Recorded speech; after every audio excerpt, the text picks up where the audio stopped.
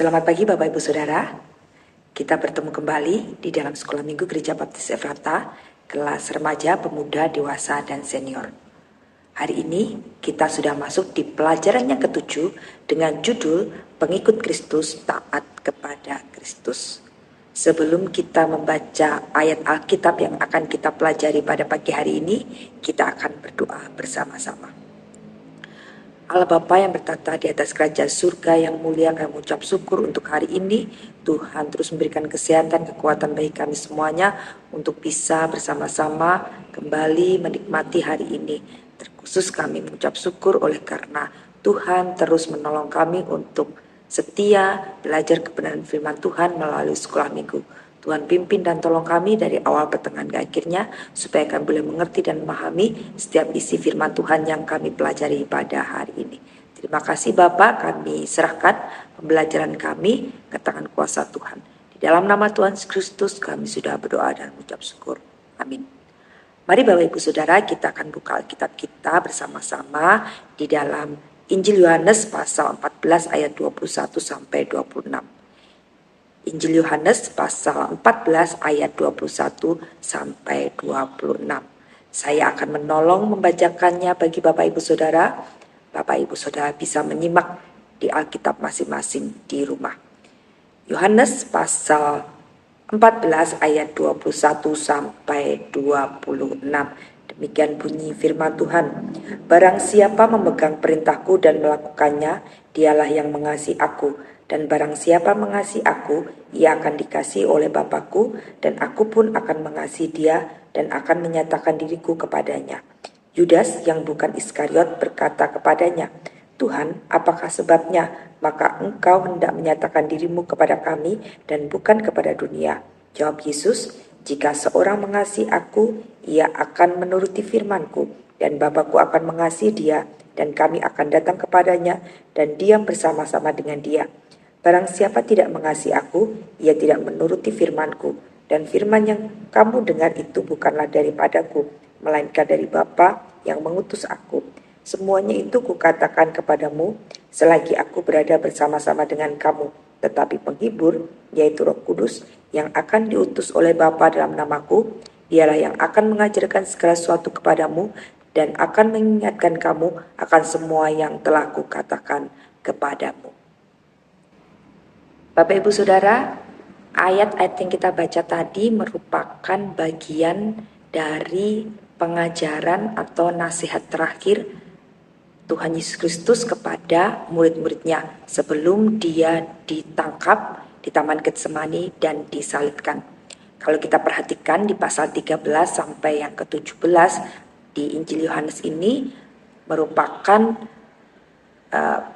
cerita di mana Tuhan Yesus bersama murid-muridnya berkumpul untuk yang terakhir kalinya sebelum penyaliban terjadi. Tuhan mengawali pertemuan itu dengan membasuh kaki para murid-muridnya. Dan pertemuan ini biasa kita kenal dengan perjamuan malam di mana Tuhan Yesus bersama murid-muridnya sedang memperingati hari raya Paskah bagi setiap orang Yahudi. Di situ Tuhan Yesus memberikan banyak pengajaran dan nasihat kepada murid-muridnya. Salah satu di antaranya adalah supaya mereka senantiasa hidup taat, melakukan semua perkataan dan perintah Tuhan Yesus Kristus. Mereka tetap setia melakukan itu meskipun pada akhirnya Tuhan Yesus Kristus tidak lagi bersama-sama mereka, tetapi Tuhan ingin mereka tetap taat kepada pengajaran-pengajaran yang sudah disampaikan Tuhan Yesus Kristus selama mereka hidup bersama-sama dengan Tuhan Yesus Kristus. Ketaatan yang mereka lakukan adalah bukti bahwa mereka pengikut Kristus. Demikian pula di dalam kehidupan kita sebagai orang-orang percaya, murid-murid Kristus pada masa kini, ketaatan penting di dalam kehidupan kita. Karena ketaatan merupakan ciri bahwa kita adalah pengikut Kristus yang sejati. Pengikut Kristus yang sejati tidak hanya melakukan pertobatan. Tetapi lebih daripada itu, saat kita sudah bertobat dan menyerahkan hidup kita sepenuhnya kepada Kristus, kita mau dengan rela hati melakukan setiap perintah Tuhan di dalam kehidupan kita.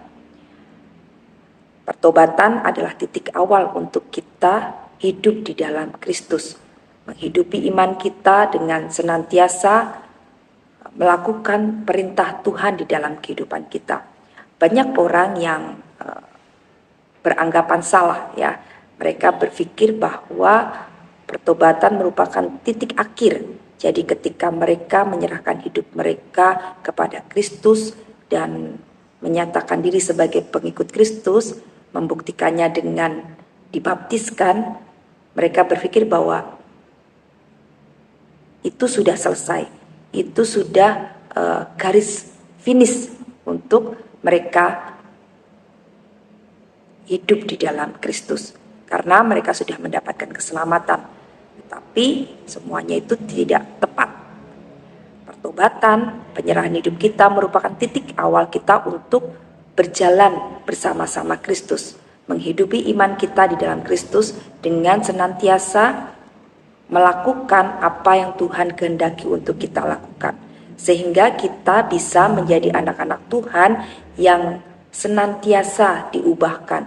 Ketika kita mau taat kepada Kristus, maka kita akan menjadi orang-orang yang terus-menerus diperbaharui dan kehidupan kita semakin hari semakin mirip dengan Kristus. Oleh karena kita rindu untuk hidup seperti Kristus. Saat kita rindu ingin hidup seperti Kristus, maka dengan sukacita, dengan rela hati, kita akan taat kepada perintah Tuhan Yesus Kristus. Seperti apa yang disampaikan oleh Tuhan di dalam ayat-ayat yang kita baca tadi. Terutama di ayat 21. Di situ jelas sekali bahwa Yesus menekankan supaya kehidupan setiap orang percaya yang mengaku sebagai pengikut Kristus membuktikannya dengan ketaatan mereka di dalam Kristus. Hal yang kedua, ketaatan penting oleh karena itu merupakan bukti kasih kita kepada Kristus.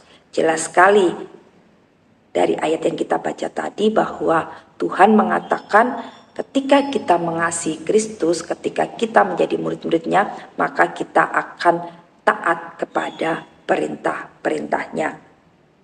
Ketaatan tidak hanya sebagai bukti pertobatan kita, tetapi ketaatan merupakan bukti kasih kita kepada Kristus. Layaknya seorang anak yang mengasihi orang tuanya, pasti dengan sukacita dan rela hati mereka melakukan apa yang dinasihatkan atau diperintahkan orang tua mereka untuk mereka lakukan. Demikian pula dalam kehidupan kita.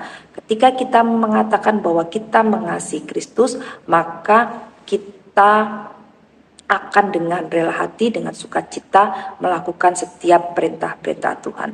Memang tidak mudah, tetapi kita perlu usahakan semuanya itu karena kita tidak lagi hidup sebagai hamba-hamba dosa, tetapi kita hidup sebagai hamba Kristus, di mana Tuhan kita adalah Kristus, maka hidup kita harus seturut dengan apa yang Tuhan Yesus ingin kita lakukan. Tuhan ingin kita kerjakan dengan sukacita, dengan rela hati kita akan melakukan semuanya itu oleh karena kita adalah hamba-hamba Kristus. Seperti dalam 1 Petrus pasal 2 ayat 16 dikatakan bahwa kita sudah merdeka ya dari segala dosa kita. Tuhan Yesus sudah memerdekakan kita dari segala dosa kita. Tetapi tidak semena-mena kita hidup seenaknya di dalam kemerdekaan yang sudah Tuhan Yesus berikan dalam kehidupan kita. Kita harus hidup sesuai dengan aturan yang Tuhan berikan. Memang tidak mudah, memang tidak gampang ya.